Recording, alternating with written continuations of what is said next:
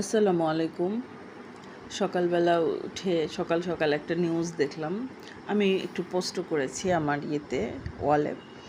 তো আমি দেখলাম প্রভার নিউজটা অনেক পুরাতন নিউজ। তারপরেও দেখলাম যে প্রভার যে ছেলেটা, রাজীব নামের ছেলেটা যে এই ভিডিওটা ফাঁস করছিল, সে সুন্দর লাইফ লিড করতেছে। সে বিয়ে করেছে, সংসার করেছে, আবার একটা আল্লাহ মেয়েও দিয়েছেন।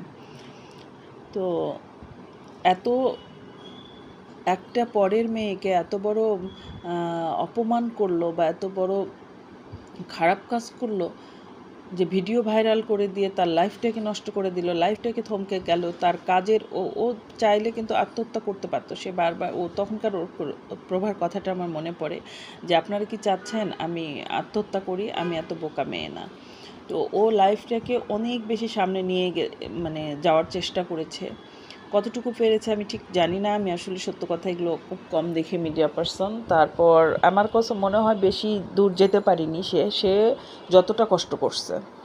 তো সে বারবার বিয়ে করে সংসার করার চেষ্টা করেছে, তার সংসার আর হয়নি।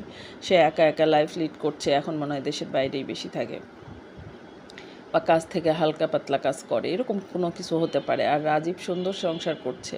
তো আমরা না বুঝে না শুনে মানুষকে জাজ করি। এই যে অপরাধটা, এই রকম অপরাধ দুজনেই কিন্তু সমান অপরাধী।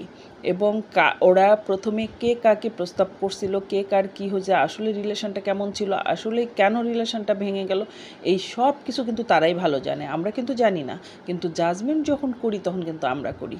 আমরা জাজ করে এমন অবস্থায় একটা মেয়েকে নিয়ে যে কোণঠাসা করি যে আমি সব জানি, আমি কিন্তু কিছুই জানি না। না জেনে আমি সমান অপরাধ করতেছি। আমার এই জিনিসগুলো না খুব খারাপ লাগে।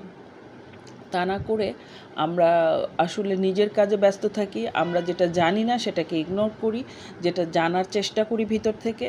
বা মানুষের, আমার একটা কমেন্ট, আমার একটা উক্তি, আমার একটা ভাষা অনেক বেশি মানুষের ক্ষতি করতে পারে।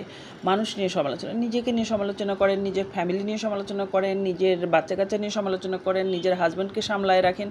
এই জিনিসগুলো আমাদের মেয়েদের কাজ। নিজের হাজব্যান্ড কী করছে সেটা কিন্তু আমরা দেখছি না। হাজব্যান্ড কোন মহিলার কাছে গেল বা কোন মহিলার সাথে কথা বললো, তখন ওই মহিলার উপর আমরা অতিরিক্ত মানে ঝামেলা করি বা গালিগালাজ করি। এই জিনিসগুলো খুব খারাপ কথা। আমি নিজের ঘর আগে ঠিক করব, এগুলো করি। আমাদের অনেক জায়গাতে গ্যাপ আছে। আমরা নারীরা নারীদেরকে খুবই অপমান করি। ছেলেরা তো এই জন্য সুযোগ পায়, ছেলেরা আরও কথা বলার সুযোগ পায়। এটা আমার দৃষ্টিকোণ থেকে মনে হয়। আমরা নিজেরাই নিজেদেরকে সম্মান করতে জানি না, আমরা এত গাধা।